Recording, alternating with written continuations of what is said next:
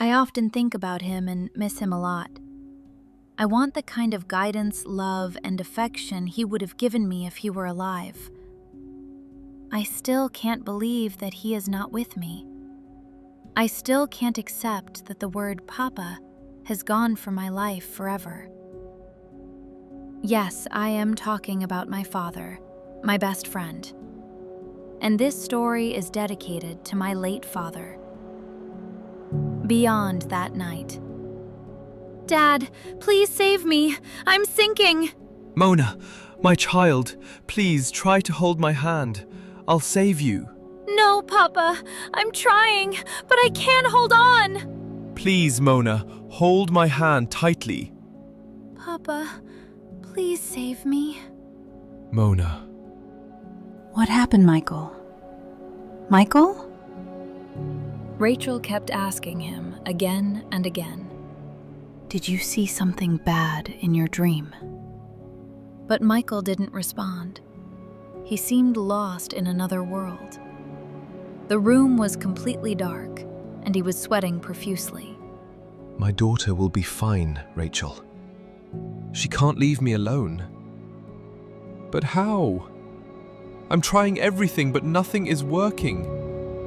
She's slipping away, and I feel so helpless. Michael broke down, crying loudly. Don't worry, Michael. You're pushing yourself too hard because of your daughter. You're not eating or sleeping properly.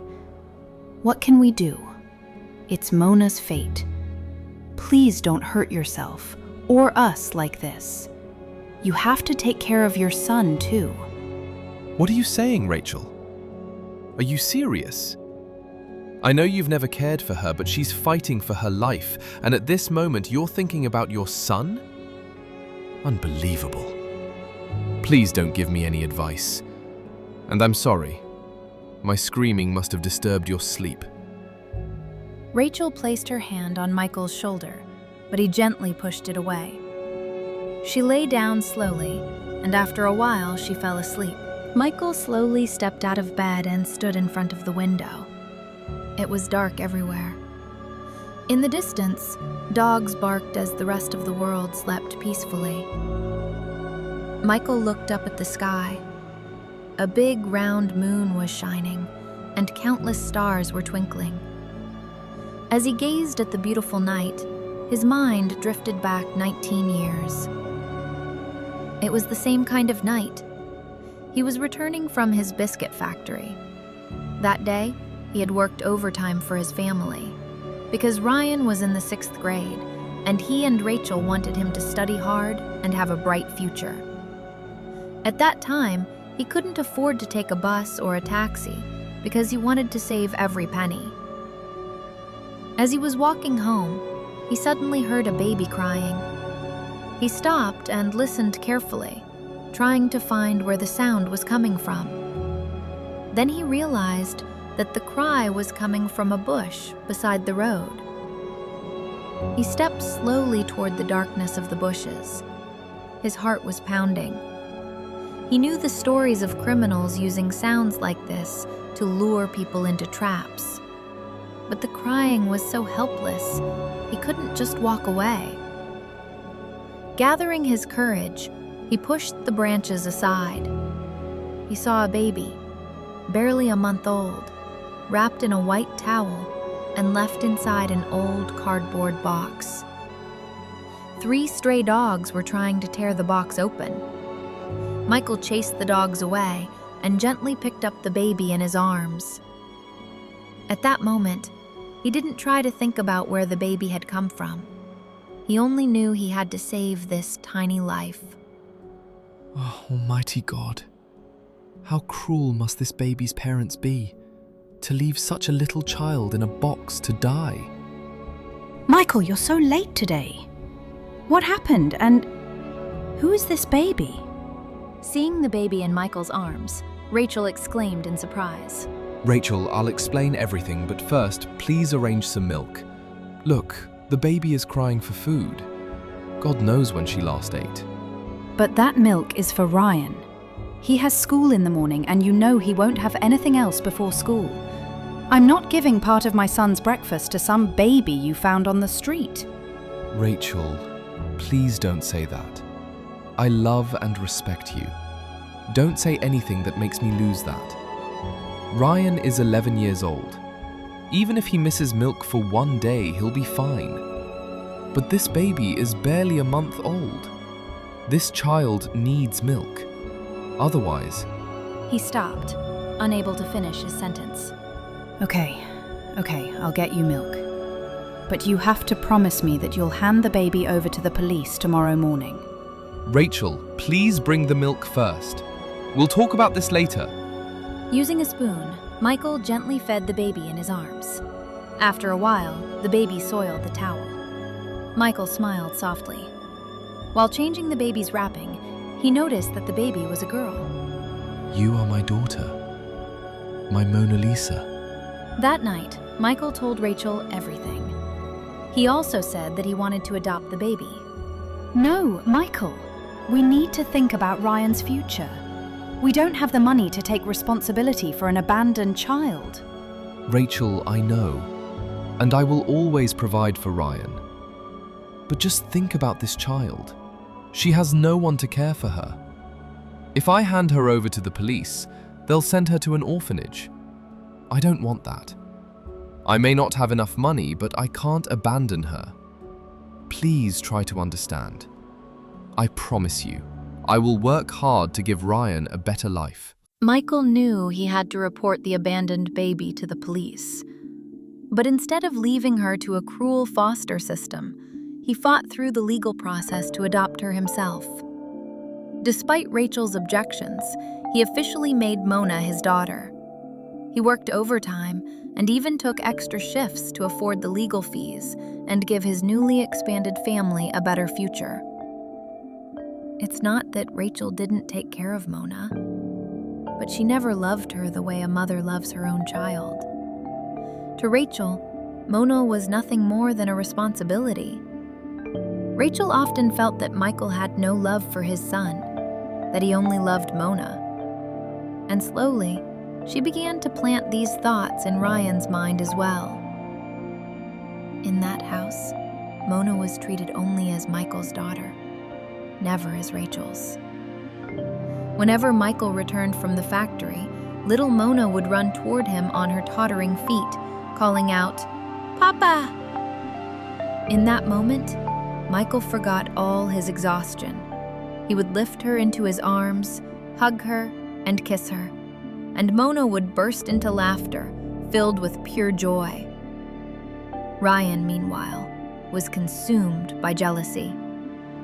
Michael often tried to hug him too, but Rachel would always pull him away from his father's arms. Michael warned Rachel that this wasn't good for Ryan, but she never changed her mind. Gradually, Ryan grew into a jealous and selfish person. Days passed like this. Mona grew up in her own way, and Michael enrolled her in a school. One day, in Michael's absence, Rachel told Mona the truth about her life. That day, Mona cried a lot. Michael consoled her, held her close, and told her that she was not abandoned. She had a father. Gradually, Mona accepted it. Mona had a very loving nature. She was calm like a river, and she had a beautiful, generous soul. Now Mona was a 19-year-old young woman. She always took care of Michael. But about 8 months earlier, Michael had begun to notice some changes in her. She didn't want to eat, and if she forced herself to eat, she would vomit. She always looked tired, and he noticed rashes on her skin. He asked Mona about it, but she brushed it off with a smile. "Don't worry, Papa, I'm fine. You need to take care of yourself." Michael wanted to take her to a doctor, but she always refused. He felt that he had to be more careful. That Sunday, Michael could never forget. Mona was changing the bed sheets when she suddenly collapsed, unconscious. For a moment, Michael couldn't fathom what had happened.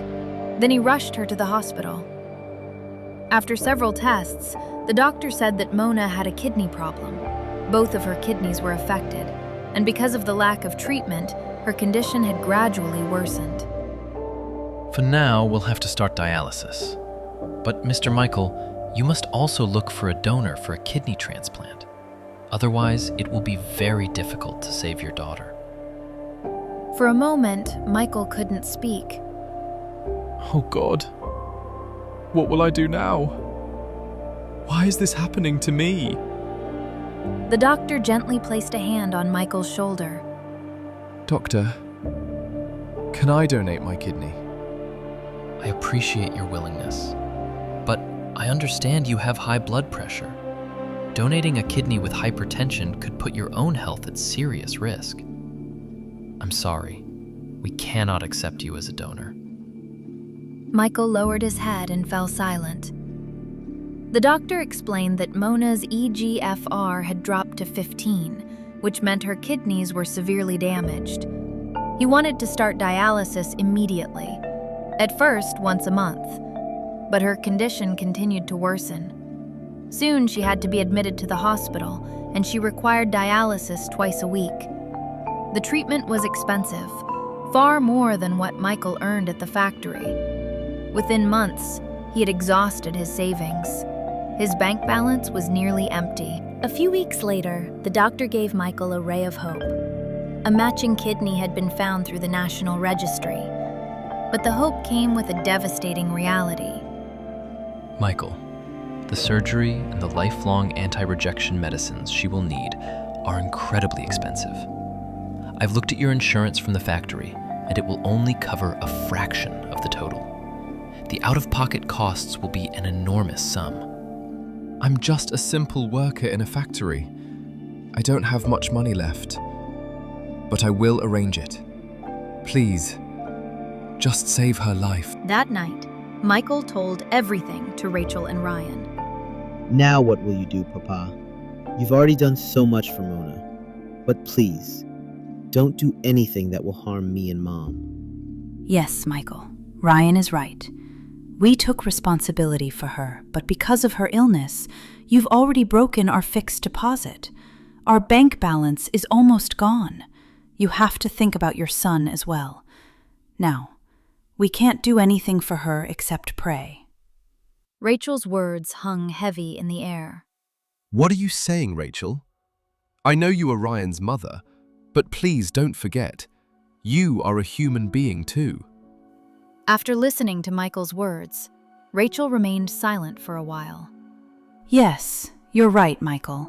I am Ryan's mother, and it's natural that I think about my son, not an abandoned girl. Rachel, please, stop. Don't say that again.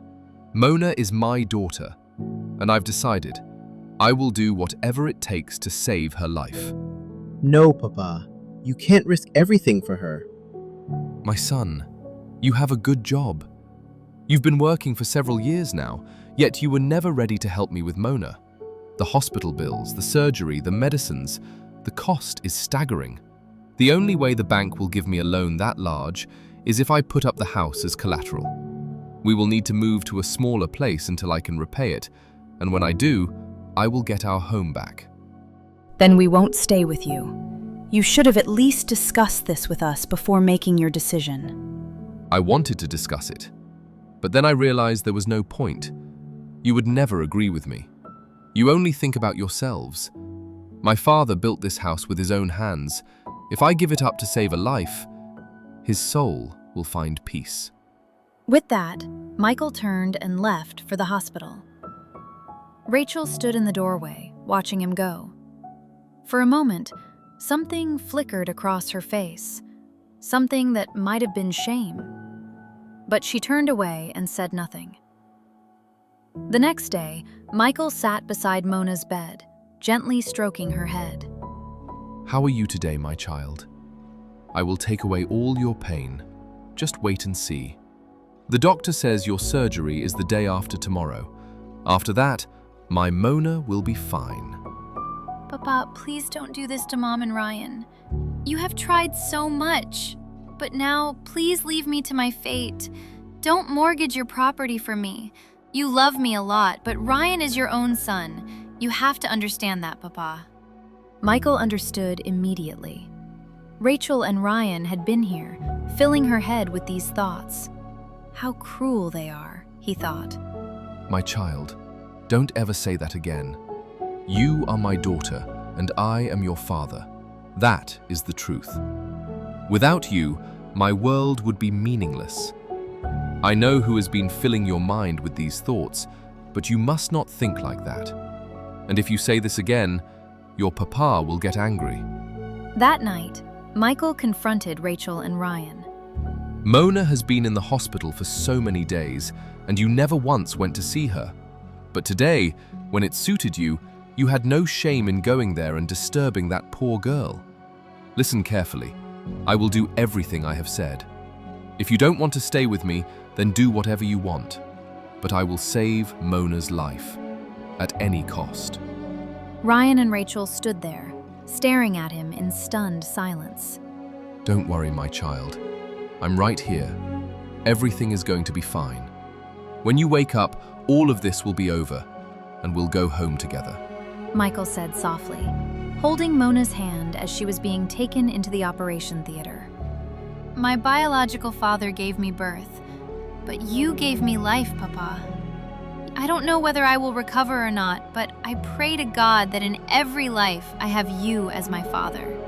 A single tear slipped from Mona's eyes and fell onto Michael's hand. After 2 hours, the doctor finally came out of surgery. How is my daughter, doctor? The surgery was a success, Michael. Mona is going to be fine. She's still sleeping from the anesthesia, but we'll monitor her closely. She should wake up in a few hours. Michael closed his eyes in relief, and tears rolled down his cheeks. This time, not from pain, but from gratitude. By the next morning, color had started to return to Mona's face. Michael was sitting right by her side. Papa, how are Mom and Ryan?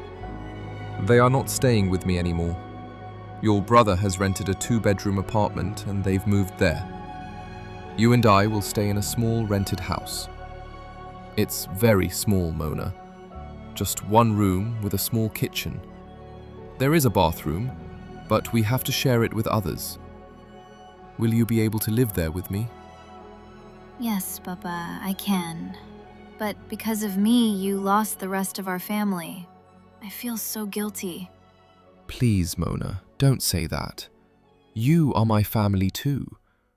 Sometimes you talk as if you're a burden to me. No, Papa, I don't mean that. I wish we could all be together. Maybe one day they will realize their mistake and come back. But until then, it's just you and me. And we will be happy, no matter how small our home is. He smiled softly, trying to hide the lingering pain in his eyes. We'll be okay, Papa. And for the first time in months, Michael believed it. Thank you for staying until the end. If this story by Susmita found you at the right moment, share it with someone who might need it. And let us know in the comments what it meant to you.